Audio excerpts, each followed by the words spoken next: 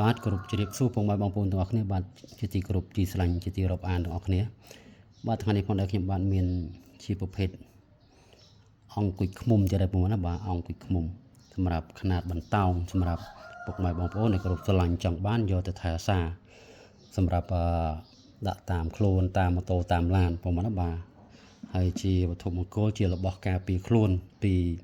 អមនុស្សទាំងឡាយឬក៏ពីពួកមនុស្សទាំងឡាយដែលមានបំណងបៀតបៀនយាយីលើយើងហើយបើយើងមានរបស់នេះការពារខ្លួនទៅគឺសម្រាប់ជួយកាត់បន្ថយនៅខាងគ្រោះថ្នាក់សម្រាប់ខ្លួនយើងផ្ទាល់បងណាបាទហើយរបស់នេះផងដែរគឺគេហៅថាតួអង្គគុយឃ្មុំបាទតួអង្គគុយឃ្មុំនេះគឺក៏កើតឡើងអំពីទឹកឃ្មុំបាទអំពីទឹកឃ្មុំអាពុទ្ធហេតុដែលខ្ញុំធ្លាប់រៀបរាប់ពីវីដេអូមុនកន្លងមកគឺពុកម៉ែបងប្អូនបានដឹងច្បាស់ហើយអំពីមូលហេតុដែលខ្ញុំបានរៀបរាប់អំពីបញ្ហារបស់លោកបាទតួអង្គគុយឃ្មុំនេះគឺមានគ្រប់ទម្រង់បើមិនថាទម្រង់ណាទេគឺលោកមានគ្រប់ទម្រង់តែម្ដងបាទទម្រង់វែងទម្រង់ដោយក្របឃ្លីទម្រង់ដោយក្របផ្លែដូចផ្លែឈើដោយក្របឈើអីក៏មានដែរបាទទម្រង់គាត់មានគ្រប់ទម្រង់ហើយសាច់សម្បុរពណ៌របស់គាត់គឺក៏មានគ្រប់ទម្រង់ដែរបាទខ្លះទៅពណ៌ក្រហមទៅខ្លះទៅពណ៌ខ្មៅក្រឹបទៅបាទខ្លះទៅនៅពណ៌រាងលឿងរាងក្រហមព្រើលក៏មានខ្លះទៅឡើងសាច់ដូចកមួនបាទដូចកមួនឃ្មុំអញ្ចឹងបាទសាច់ល្អួតទៅហើយសាច់គាត់គឺមានអញ្ចឹងប្រភេទគ្រប់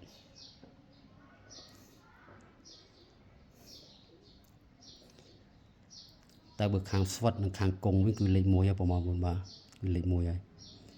ឲ្យតែបានបៀមហើយនឹងកាន់ក្តាប់ដៃបាទគឺលេខ1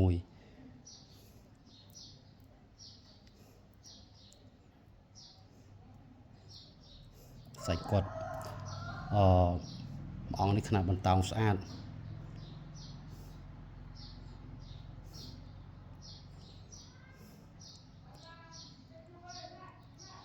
នេះនៅធម្មជាតិពណ៌រូបរាងរបស់គាត់គឺបែបហ្នឹងខ្ញុំមកបានខាត់សម្អាតអីទេគឺនៅធម្មជាតិបែបហ្នឹងឯងនេះនៅជាប់កតិចដីស្អិតជាប់នេះបន្តិចនេះប្រហែលជាសម្បកឈើយ៉ាង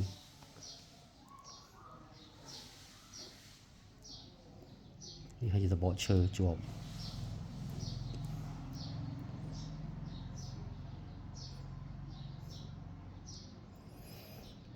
បាទគាត់មានគ្រប់ទម្រង់ក្នុងខ្លះគឺអញ្ចឹងគាត់នេះសត្វទម្រង់របស់គាត់ដូចសត្វឆ្លើងទម្រង់គាត់គឺបែបហ្នឹងតែសាច់ចាស់លែងនិយាយបងប្អូនបាទ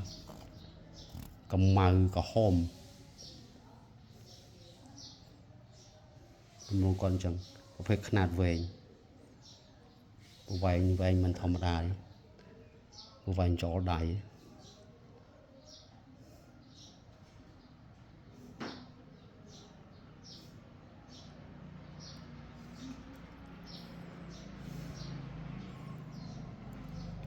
នេះសិតតែ